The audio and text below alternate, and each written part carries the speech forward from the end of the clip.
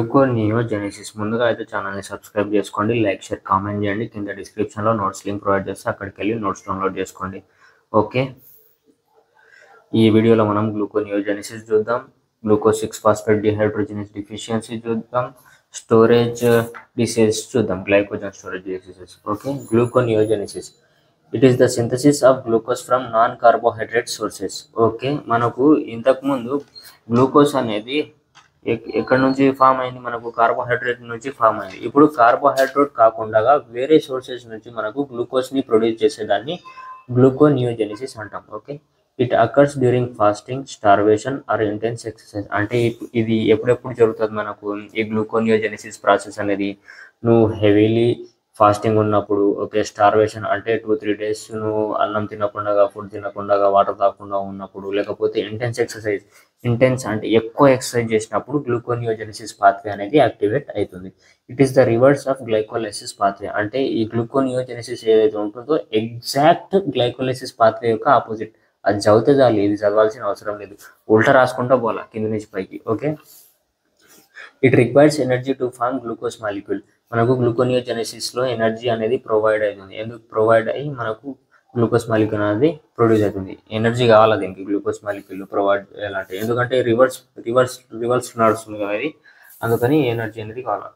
So significance తర్వాత చూద్దాం. First వచ్చేసి అది చూద్దాం పాత్వే. ఓకే, మనకు ఫస్ట్ వచ్చేసి మీకు గ్లైకోలైసిస్ పాత్వే చూపిస్తాను నేను. ఈజీ కనిపిస్తుంది, ఏం లేదు, ఒక్క చేంజ్ ఉంది. మనకు లాస్ట్లో పైరువేట్ ఫామ్ అవుతుంది కదా, పైరువేట్ తర్వాత మనకు ఫాస్ఫోయినాల్ పైరువేట్ వస్తుంది. కాకపోతే మనకు ఏదైతే ఉంటుందో గ్లూకోనియోజెనిసిస్ పాత్ర ఏదైతే ఉంటుందో మనకు దాంట్లో ఆక్సాలో అసిటేట్ వస్తుంది, ఆక్సాలో అసిటేట్ అనేది వస్తుంది. ఓకే, తర్వాత పైరువేట్, ఆక్సాలో అసిటేట్, ఫాస్ఫోయినాల్ పైరువేట్, 2-ఫాస్ఫోగ్లిసరైడ్, తర్వాత వచ్చేసి 3-ఫాస్ఫోగ్లిసరైడ్, 1,3 బిస్ఫాస్ఫోగ్లిసరైడ్, గ్లిసరాల్డిహైడ్, తర్వాత వచ్చేసి fructose 1,6 bisphosphate, fructose 6 phosphate, glucose 6 phosphate, glucose. ఇది వచ్చేసి మనకు గ్లూకోనియోజెనిసిస్ పాత్వే అయిపోయింది. కాకపోతే మనకు ఎంజైమ్స్ ఏవైతే ఉన్నాయో అవి చేంజ్ అవుతాయి. ఓకే, చలో ఇప్పుడు మన పాత్వే వచ్చేసి మెయిన్ పాత్వే, ఇది గ్లూకోనియోజెనిసిస్ పాత్వే. సో మనకు పైరువేట్ ఏదైతే ఉంటుందో, in the presence of pyruvate carboxylase మనకు ఆక్సాలో అసిటేట్ అనేది ఇస్తుంది. సో మనకు ఇక్కడ 2 ATP ఎనర్జీ ఏదైతే ఉంటుందో converts into 2 ADP energy. 2 ATP ఎందుకన్నా అనొచ్చు కొంతమంది. ఎందుకంటే మనకు ఇక్కడ 1 మోల్ కాదు, మనం 2 moles ఆఫ్ తీసుకుంటున్నాం. ఎందుకంటే మనకు గ్లైకోలైసిస్లో 2 moles ఆఫ్ పైరువేట్ ఫామ్ అయినాయి, 2 moles ఆఫ్ పైరువేట్ ఫామ్ అయినాయి, 1, 2. సో మనకు ఇక్కడ కూడా సేమ్ అదే. అర్థమవుతుందా? రైట్. తర్వాత వచ్చేసి ఆక్సాలో అసిటేట్ ఏదైతే ఉంటుందో, in the presence of phosphoenol pyruvate carboxykinase మనకు ఫాస్ఫోయినాల్ పైరువేట్ అనేది ఇస్తుంది. తర్వాత ఈనోలేస్ ప్రెజెన్స్లో మనకు 2-ఫాస్ఫోగ్లిసరైడ్ అనేది ఫామ్ అయింది. తర్వాత వచ్చేసి మళ్ళీ ఫాస్ఫోగ్లిసరైడ్ మ్యూటేజ్లో మనకు 3-ఫాస్ఫోగ్లిసరైడ్ అనేది ఫామ్ అయింది. ఓకే,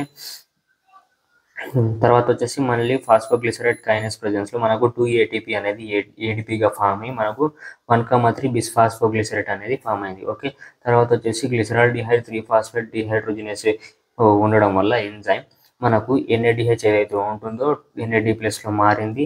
తర్వాత గ్లిసరాల్డిహైడ్ 3-ఫాస్ఫేట్ అనేది వచ్చింది. అదే మనకు glyceraldehyde three phosphate in the presence of aldolase మనకు ఫ్రక్టోస్ 1,6 బిస్ఫాస్ఫేట్ అనేది ఇచ్చింది. తర్వాత మనకు ఫాస్ఫేట్ గ్రూప్ అనేది ఎలిమినేట్ అయిపోయింది.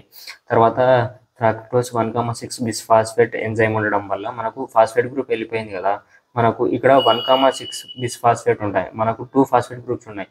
ఇక్కడ డీటెయిల్గా ఎందుకు చెప్తలేనంటే మీకు గ్లైకోలైసిస్లో ఆల్రెడీ డీటెయిల్గా ఉంది, అది చూసారంటే మీరు ఇది ఈజీ. ఇది స్ట్రక్చర్స్ కూడా రాయాల్సిన అవసరం లేదు, అక్కడ స్ట్రక్చర్స్ తెలుసుకొని రాస్తే అదే ఈజీ, చాలా ఈజీ.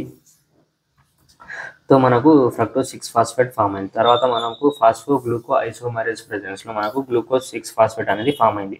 సో మళ్ళీ మనకు ఫాస్ఫేట్ గ్రూప్ అయింది కదా, ఈ ఫాస్ఫేట్ గ్రూప్ మళ్ళీ ఎలిమినేట్ అయిపోయింది ఇక్కడ. సో మనకు in the presence of glucose 6 phosphatase glucose అనేది ఫామ్ అయిపోయింది. ఇది వచ్చేసి మనకు గ్లూకోనియోజెనిసిస్ అనేది జరిగిపోయింది. అంతే, ఇది మనకు గ్లూకోజ్ అనేది ఫామ్ అయిపోయింది. Significance it maintains blood glucose levels, అంటే బ్లడ్ గ్లూకోజ్ లెవెల్స్ మెయింటైన్ చేస్తుంది. It is essential during fasting, starvation or low carbohydrate intake. నువ్వు కార్బోహైడ్రేట్ తీసుకోకపోతే నీకు గ్లూకోజ్ ఫామ్ అవ్వదు.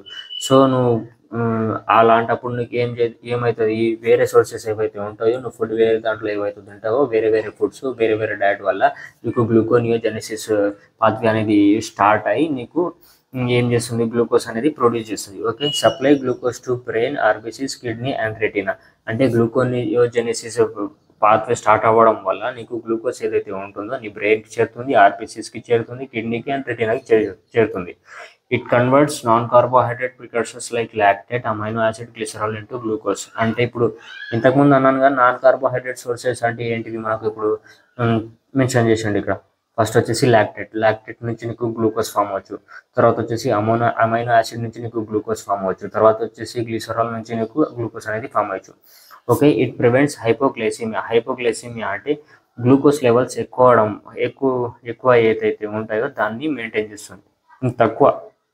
హైపో అంటే తక్కువ గ్లూకోజ్ లెవెల్ ఉంటే దాన్ని ప్రివెంట్ చేస్తుంది. అది రాకూడదు, హైపోగ్లైసిమియా అనేది రాకూడదు. Okay, lactate is converted to glucose. Okay, కోరి సైకిల్లో మనకు లాక్టేట్ అనేది గ్లూకోజ్ లాగా ఫామ్ అవుతుంది. తర్వాత వచ్చేసి gluconeogenesis provides fuel for immune cells and injured tissues during intense exercise, trauma exercise etcetera. నీకు ఇంటెన్స్ ఎక్సర్సైజ్ చేసినప్పుడు లేకపోతే నీకు ఇంజ్యూర్ అయినప్పుడు గ్లూకోనియోజెనిసిస్ అనేది యాక్టివేట్ అయ్యి నీ బాడీకి గ్లూకోజ్ అనేది ప్రొవైడ్ చేస్తుంది. Glycogen storage diseases. Okay, glycogen storage diseases are a group of inherited metabolic disorders caused by enzyme deficiencies involved in glycogen synthesis or breakdown. అంటే మనకు ఎంజైమ్స్ ఏవైతే గ్లైకోజన్ మెటబాలిజంలో మనకు హెల్ప్ అవుతున్నాయో దాని వలన మనకు మెటబాలిజంలో ఎన్ని ఎంజైమ్స్ ఉంటే అన్ని ఎంజైమ్స్ డెఫిషియన్సీ వలన మనకు గ్లైకోజన్ స్టోరేజ్ డిసీజ్ అనేది వస్తుంది. Okay, this leads to abnormal accumulation of glycogen affecting the organs like liver, kidney and heart. మనకు ఫర్ ఎగ్జాంపుల్ మనకు ఇప్పుడు గ్లైకోజన్ అనేది బ్రేక్ డౌన్ అవ్వాలంటే మనకు ఎంజైమ్స్ కావాలి. ఓకే, ఎంజైమ్స్ లేకుంటే మనకు గ్లైకోజన్ అనేది బ్రేక్ అవ్వదు, గ్లూకోజ్లోకి కన్వర్ట్ అవ్వదు. సో మనకు గ్లైకోజన్ అనేది గ్లైకోజన్ లాగానే బాడీలో మిగిలిపోతుంది. సో ఈ అక్యుములేట్ అవ్వడం వల్ల మనకు ఆర్గాన్స్, లివర్, కిడ్నీ అనేటివి ఎఫెక్ట్ అవుతాయి. Okay, the classification of glycogen storage disorders is based on the enzyme deficiency and the affected tissue.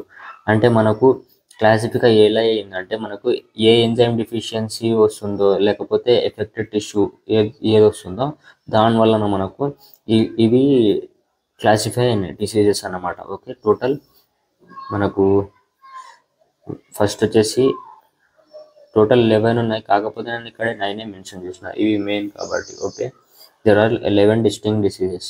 First one వచ్చేసి మనకు von Gierke disease, Pompe disease, Cori disease, Andersen disease, McArdle disease, Hers disease, Tarui disease, phosphorylase kinase deficiency, ఇది direct enzyme. తర్వాత వచ్చేసి glycogen synthase deficiency. Von Gierke disease, it is a type 1 disease. అంటే మనకు ఇది type 1 disorder అన్నమాట. It occurs due to deficiency of glucose 6 phosphate enzyme ఏదైతే మనకు molecule ఏదైతే ఉంటుందో దాని వలన మనకు ఇది వచ్చేసి డిసీజ్ అనేది ఫామ్ అవుతుంది. Affected organs are liver and kidney. తర్వాత వచ్చేసి Pompe disease, it is type 2 disease అన్నమాట. ఇది వచ్చేసి మనకు type 2 disease. It occurs due to deficiency of enzyme 1,4 glycosidase. అంటే అదే ఎంజైమ్ ఏదైతే ఉంటుందో గ్లైకోసిడేస్, యాసిడ్ మాల్టేస్, దాని వలన మనకు పామ్ డిసీజ్ అనేది వస్తుంది. ఓకే, తర్వాత వచ్చేసి affected organs are muscle and heart. మనకు ఆర్గన్స్ ఏవేవి ఎఫెక్ట్ అవుతాయంటే ఇందులో మజిల్స్ అండ్ హార్ట్ అనేది ఎఫెక్ట్ అవుతుంది. తర్వాత వచ్చేసి Cori disease, it is a type 3 disease అన్నమాట. Okay, it occurs due to deficiency of enzyme glycogen debranching enzyme ఉంది కదా, దానివల్ల మనకు కోరీ డిసీజ్ అనేది వస్తుంది. ఎఫెక్టెడ్ ఆర్గన్ వచ్చేసి మనకు లివర్ అండ్ మజిల్. తర్వాత వచ్చేసి మనకు Andersen disease, it is a type 4 disease అన్నమాట. It occurs due to deficiency of branching enzyme. అక్కడ మనకు డీబ్రాంచింగ్ ఎంజైమ్ వల్ల కోరీ డిసీజ్ వచ్చింది. తర్వాత వచ్చేసి బ్రాంచింగ్ ఎంజైమ్ వల్ల మనకు ఆండర్సన్ డిసీజ్ అనేది వచ్చింది. Affected organ is liver. తర్వాత వచ్చేసి మనకు McArdle disease. It is a type 4 disease. It occurs due to deficiency of myophosphorylase enzyme. Affected organ tissue is muscle or muscle. Okay, Hirsch disease. It is a type 4 disease. It occurs due to deficiency of liver phosphorylase. Affected organ is liver. తర్వాత వచ్చేసి Tarui disease. It is type ఇది మనకు ఇది వచ్చేసి type 6 కదా, ఇది type 8 disease అనమాట. Deficiency of muscle ఫ్రక్టోకైనస్.